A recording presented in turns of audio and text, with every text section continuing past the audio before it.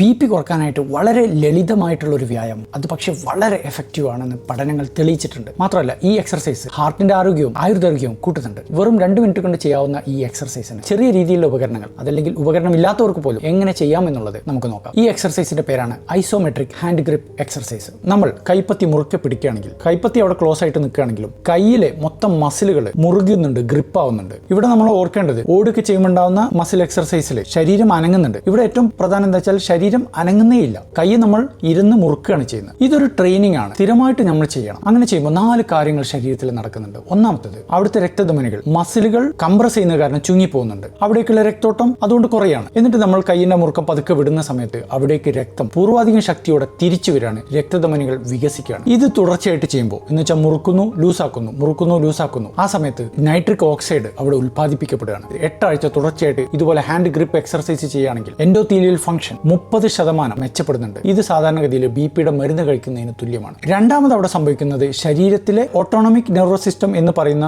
BP control ചെയ്യുന്ന automatic സിസ്റ്റത്തിൽ ഒരു റീബാലൻസിങ് അവിടെ നടക്കുന്നുണ്ട്. സിമ്പത്തറ്റിക് ടോൺ കുറയുന്നു, പാരാസിമ്പത്തറ്റിക് ടോൺ കൂടുകയാണ്. മൂന്നാമത്തത്, നമ്മുടെ ശരീരത്തിൽ BPയുടെ ഡാറ്റ കളക്ട് ചെയ്യുന്ന ഒരു സെൻസർ ഉണ്ട്, ബാരോ റിസെപ്റ്റേഴ്സ് എന്ന് പറയാം. ഈ ബാരോ റിസെപ്റ്ററുകളുടെ എഫിഷ്യൻസി ഇതുവഴി കൂടുന്നുണ്ട്. നാലാമത്തത്, സ്ഥിരമായിട്ട് ഇങ്ങനെ ചെയ്യുന്ന ആളുകളുടെ രക്തധമനികളുടെ മൊത്തത്തിലുള്ള ഒരു ഘടന, ഇലാസ്റ്റികത മെച്ചപ്പെടുന്നത് കാരണം BP കുറയാണ്. ഇനി നമ്മൾ എന്താണ് ചെയ്യേണ്ടത്? നമ്മുടെ ഹാൻഡ് ഗ്രിപ്പ് എന്ന് വെച്ചാൽ കൈ മുറുകെ പിടിക്കുന്നതിന്റെ സ്ട്രെങ്ത് അറിയാൻ വേണ്ടിയിട്ട് വളരെ കുറഞ്ഞ ചെലവിൽ നമുക്ക് ഓൺലൈനായിട്ട് വാങ്ങാവുന്നതാണ് ഹാൻഡ് ഡൈനമോമീറ്റർ. അത് പിടിച്ച് നമുക്ക് ഗ്രിപ്പ് കൊടുക്കാം. ഇനി അത് വാങ്ങാൻ പറ്റാത്തവർക്ക് സാധാരണ ടെന്നീസ് ബോൾ, സ്ട്രെസ് ബോൾ ഉപയോഗിക്കാം. ഇനി അതൊന്നും ഇല്ലെങ്കിൽ നമുക്ക് സാധാരണ നമ്മുടെ വീട്ടിലെ ടവൽ മുറുകെ പിടിച്ചാലും മതി. നമ്മൾ ഇരുന്നിട്ട് നമ്മുടെ കൈ 90 ഡിഗ്രിയിൽ വെക്കുക, എന്നിട്ട് നമ്മുടെ കൈ കൊണ്ട് ഡൈനമോമീറ്റർ 3 സെക്കൻഡ് ശക്തിയായിട്ട് മുറുകെ പിടിക്കുക. ഇപ്പോൾ നമുക്ക് അതിനകത്ത് കിലോഗ്രാം അളവിൽ ഒരു വാല്യൂ കിട്ടും. അതാണ് നിങ്ങളുടെ ഗ്രിപ്പ് സ്ട്രെങ്ത്. 30 വയസ്സിന് താഴെയാണെങ്കിൽ 50 കിലോഗ്രാം വരെ കിട്ടാം. 40 വയസ്സിന് താഴെയാണെങ്കിൽ പലപ്പോഴും 40നും 50നും ഇടയിലായിരിക്കും. അങ്ങനെ പ്രായത്തിനനുസരിച്ച് അത് കുറഞ്ഞു വരും. സ്ത്രീകൾക്ക് അതിലും കുറവായിരിക്കും. ഈ ഗ്രിപ്പ് സ്ട്രെങ്ത് വേണ്ടതിലും കുറവാണ് നിങ്ങൾക്കെങ്കിൽ നിങ്ങൾ അത് ഇംപ്രൂവ് ചെയ്യാൻ വേണ്ടിയിട്ട് ശ്രമിക്കണം. അതെങ്ങനെയാണ് ചെയ്യുക? ആദ്യത്തെ സെറ്റിൽ 2 മിനിറ്റ് നേരം തുടർച്ചയായിട്ട് നമ്മളൊരു